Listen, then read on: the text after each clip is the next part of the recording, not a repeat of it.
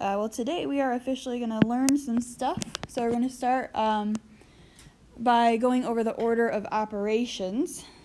So there's these little things that say, like, only a genius can solve this, that pop up on the internet every so often.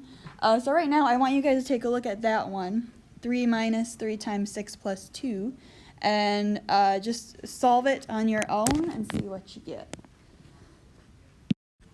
Okay, so the most common answers that people get for this is negative 13 or 2 or negative 17 or 0. How many people got negative 13 as their answer? Okay, 1, 2, 3, 4. How many people got 2 as their answer? 1, 2. How about negative 17? 1, 2, 3. And how about 0? Well, some people didn't vote because we have more than 9 people in this class, but that's okay. Negative 13 is the correct answer. And because what should have been the operation that you do first in this? 3 times 6. The 3 times 6. Yep. So that would give you 3 minus 18 plus 2. And then what do you do?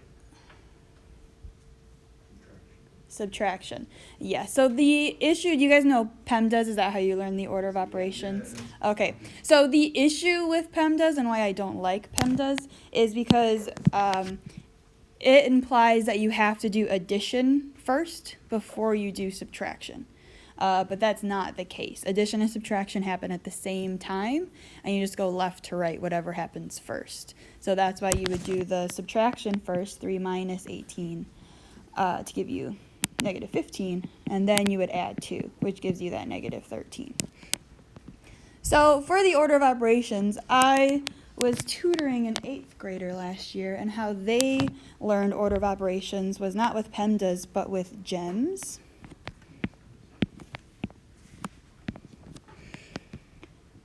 So to relate it to PEMDAS, because I know that's what you guys have, G is the equivalent, oh, that's a highlighter. G is the equivalent of the P. What did the P stand for in PEMDAS? Parentheses. And the G just stands for grouping, so it's the same idea.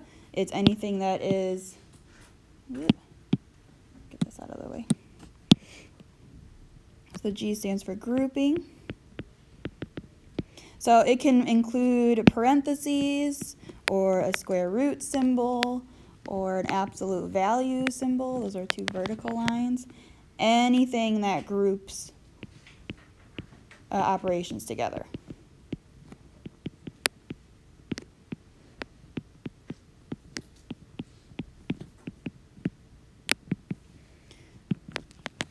And so if we had parentheses in a problem and we were going to do that grouping first, once you go inside a grouping, so once you're inside the parentheses or inside a square root, the order of operations starts over again. So inside the parentheses, you would then again start with your G or your P for PEMDAS and go through the order of operations again.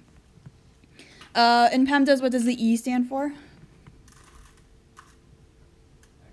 Exponents. Yep, and that's what the E stands for here as well.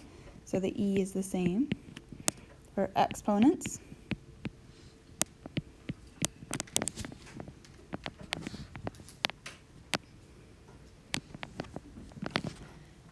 And then in PEMDAS, it had M and then D for multiplication and division. However, again, that implies that you have to do multiplication first, and that's not the case. Multiplication and division happen at the same time. You just go left to right. So the M in GEMS stands for multiplication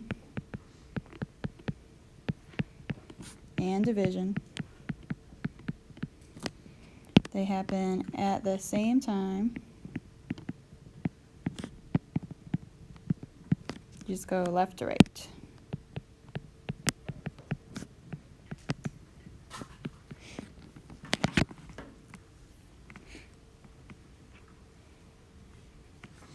And then same idea with the S. So in PEMDAS, it has AS, so addition comes before subtraction, or so it looks in PEMDAS.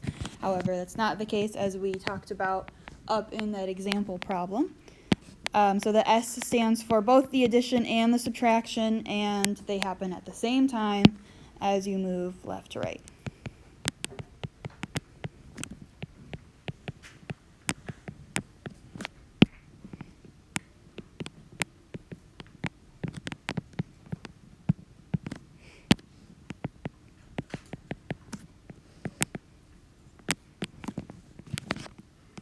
Okay, so that's going to be the biggest thing to remember, is that multiplication and division happen at the same time. Just go left to right, and addition and subtraction happen at the same time. And go left to right. So if you think about it in terms of gems, it's a little easier to remember that fact because there's only one letter that stands for multiplication and division, whereas with PEMDAS there's two, and that implies that there's an order that you have to do those in. Okay. So one thing that we mentioned up here with grouping was an absolute value. Absolute value, the symbol for it is whenever you have these two vertical lines. So they're not parentheses, they're not curved, they're not brackets. Just two vertical lines around something. So again, we could have any number inside the absolute value or any expression. So vertical lines.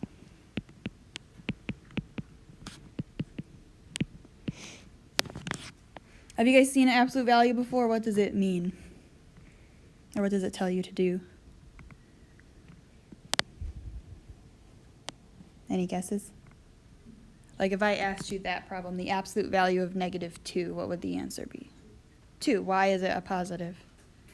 Yeah. Yes, exactly. The absolute value is asking you how far away from 0 is, in this case, -2. And distance is always a positive number. You can't run -3 miles. You would run 3 miles in a backwards direction. So absolute value is the distance a number is from 0, which will always be a positive number.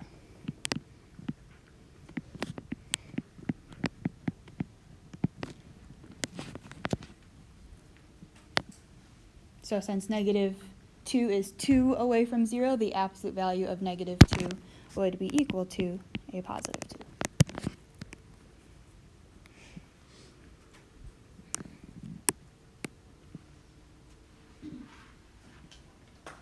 All right. You guys have any questions so far? Are you awake? No, me neither. All right, let's do some examples with the order of operations and using this absolute value idea. So letter A. So to evaluate the following, that just means you're going to simplify, do as many things as you can to get down to one number as your answer. So when we have multiple operations going on, in this case, these vertical lines, again, are the absolute value. And then we also have some addition happening inside the absolute value there. This means we need to use our order of operations. So we're going to use our gems. So if we go through gems, G stands for grouping. Is there anything that's grouping anything together in this problem? Yes. There is, right? Because the absolute value, right, up above we said absolute value is an example of grouping. And absolute value is grouping together that addition that's happening. So we have our grouping. So what's happening inside our grouping here is a -3 plus 7. What's a -3 plus 7? 4. So we'll have now the absolute value of 4.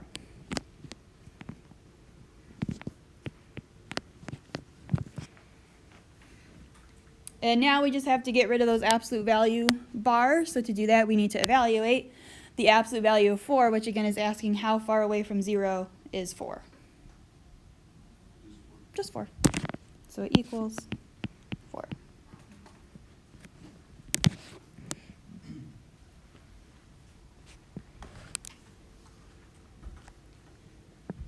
All right, let's take a look at letter B. There's a little bit more going on. So if we go through our order of operations, starting with G for grouping, do we have any grouping that's happening in letter B? Yeah? Like 2 and 7. Yep, there's a 2 and the 7. Is there any other grouping that's happening? Like the 5. Yeah, the stuff inside the absolute value. So the stuff inside the absolute value is our first grouping, and then like we mentioned when we were writing down the order of operations, once you go inside, once you're in that grouping, the order of operations starts over again. So once we're inside this absolute value, we start over with our order of operations. So now inside the absolute value, we have another grouping that's 2 plus 7. So that's where we would start. So 2 plus 7 gives us what? 9. So that is 9. So now I'm going to copy everything else down and just replace that 2 plus 7 with 9. So I'll have 2 and then the absolute value, 5 minus 9 minus 2. So with those parentheses, when am I allowed to not write the parentheses anymore? When can I get rid of them? Is there anything else I can do inside the parentheses right now? Or is there just one number? There's just one number. There's just a 9. So there's nothing I can do with that. There's nothing else inside the grouping for me to do. So at this point, this is where you are allowed to get rid of those parentheses. You don't have to write them once you're down to one number inside that grouping. Okay, so we did our first grouping. Now we're still inside our absolute value here. There's just some subtraction happening, so we can go ahead and do that subtraction. That'll give us 2, and then we have the absolute value. 5 minus 9 gives us negative 4. Close that absolute value, and then we have our minus 2. So we still have to deal with the absolute value. We still have this grouping that's preventing us from moving on in our order of operations. So we need to evaluate this absolute value of negative 4, which again is asking how far away from 0 is negative 4. 4. So we'll have 2. And what operation is happening between the 2 and the absolute value right there? Multiplication, yes. So we'll have 2 times 4, and then minus 2.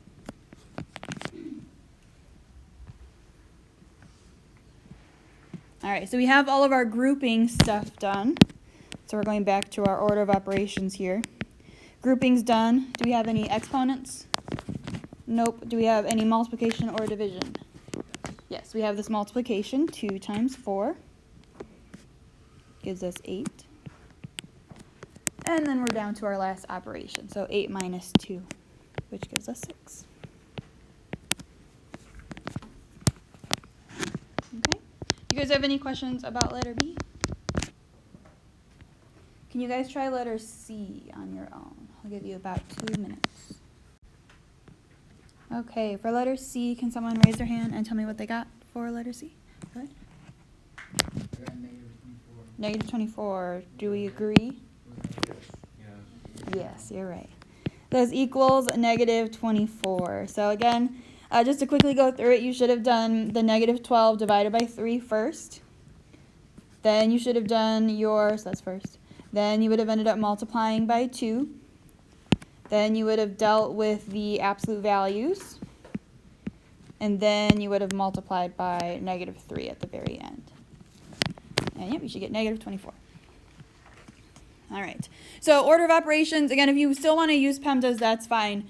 Just make sure that you remember multiplication and division happen at the same time, and addition and subtraction happen at the same time. So PEMDAS is fine. Just make sure you remember that fact. All right. Moving on, unless there's any questions. Okay. So moving on, exponential notation. So whenever you have an exponent, there's 2 components to it. One is the base, which is like the big number. And then you have the exponent, which is the smaller number that's in the upper right-hand corner.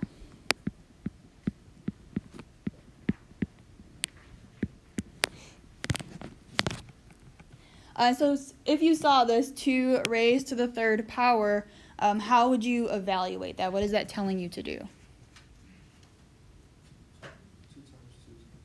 Yeah, 2 times 2 times 2. The base is telling you what number to multiply, and the exponent is telling you how many times to multiply.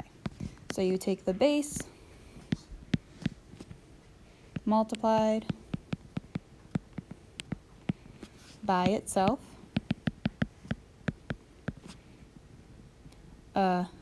exponent times, so whatever number the exponent is. So in this case, we'd have 2 times 2 times 2. Those look like Z's. I'm going to redo that.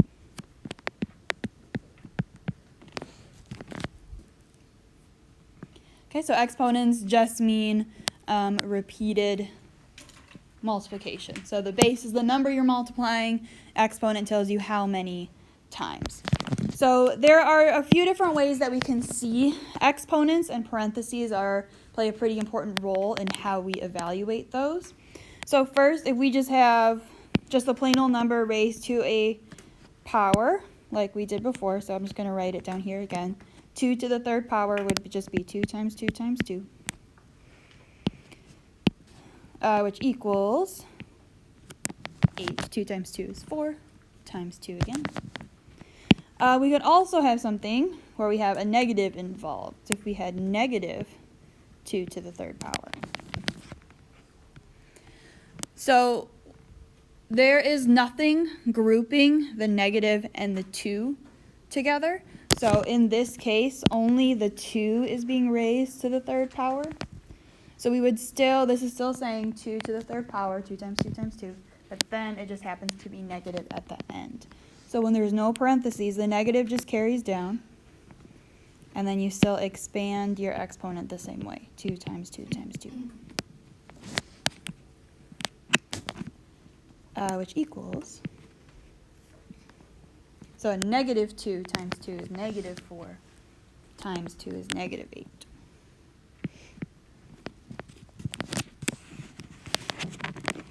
And then the last thing is if we have parentheses involved.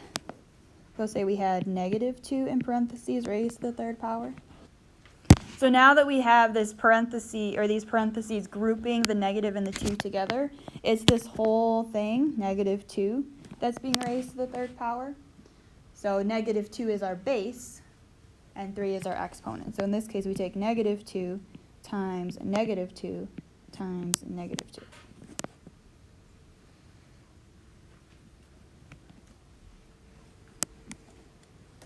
Which still gives you negative 8, gives you the same answer as this one. However, when we expanded it, that looks different. This is negative 2 times 2 times 2, and that's negative 2 times negative 2 times negative 2.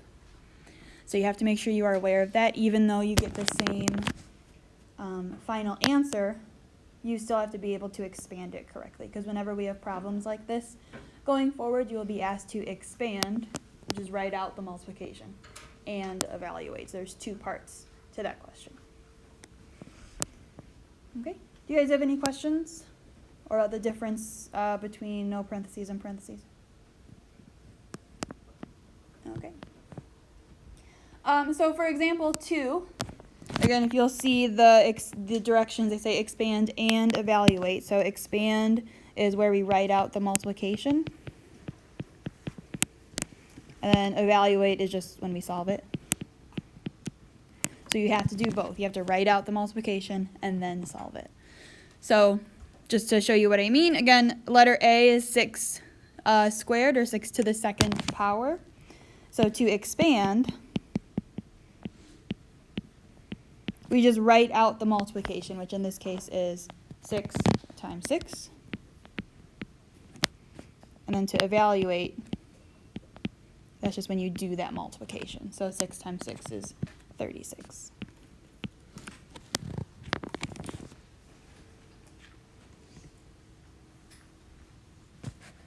Okay. Can you guys take a few minutes and finish example 2? So B, C, D, and E. Be careful of the parentheses and the negatives. I'll give you a few minutes to finish up example 2. Okay, so taking a look at these real quick, letter B, since there's those parentheses around the -6. That whole -6 is what's being raised to the second power. So to expand it, it'd be -6 times -6, which would give you a positive 36. Any questions on B? Okay. Letter C. This one, there are no parentheses grouping the negative and the 6 together, so it's just the 6 that's being squared. So you'd have the negative out in front, negative 6 times 6, which gives you a negative 36. Letter D, again with the parentheses, grouping the negative and the 5 together, so -5 times -5 times -5 gives you negative 125. And then letter E, there's no parentheses, so we're not grouping that negative with the 5, so it's just negative 5 times 5 times 5, which gives you negative 125 as well. Okay. Do you guys have any questions on the expanding and evaluating? Okay, so just make sure you get used to doing both, writing out the multiplication and solving it, because you will have to do that on the homework, on warm-ups, on quizzes, on tests, all that fun stuff. Okay, so we're almost done. We're just going to do some practice with order of operations now, throwing in those exponents. So if we look at letter A, so we have multiple operations going on, which means we have to use our order of operations. So G is for grouping. Do we have anything that's being grouped together? Yes, the 18 minus 4 to the second power, because we have those parentheses there, grouping them together. So once we go inside that grouping, inside the parentheses, our order of operations starts over again. Oops, except I can't spell gems. So we start over again with our order of operations as there's anything being grouped together inside the parentheses. Do you see any other parentheses or square roots or absolute values? Nope. So nothing's being grouped together. Do we see any exponents? Yes. Yes, we have this 4 squared. So 4 squared is the same as saying 4 times 4. So we can evaluate that. I'm going to copy down everything else. And just instead of writing 4 squared, I'm going to have minus what 4 squared equals, which is 16. But everything else stays the same because we haven't done, my 2's look like C's. Because we haven't done anything else yet to the other operations or other numbers. Okay, so we did our exponents. We're still inside the parentheses here because we still have this grouping. So what do I have to do to finish up the operations inside those parentheses? Yeah, do the subtraction. So we'll have 2 divided by, and then we'll have 18 minus 16, which gives us 2, plus 7 times 2. Can I drop the parentheses? Yes, because there's only one number inside of them. There's just that 2 there.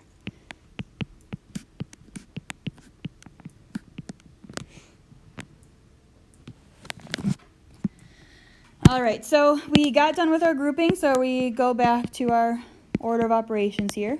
There's nothing else that's being grouped together, so we're done with G. Are there any exponents laying around? No. Nope, so we're done with exponents. Multiplication and division, do we have any of that? Yes, which do I do first? Am I going to do 2 divided by 2 or 7 times 2? 2 divided by 2. You always go left to right with multiplication and division.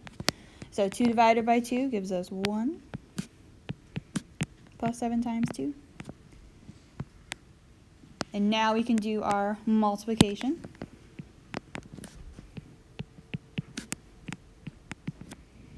And we're just left with addition at the very end to give us 15 as our final answer.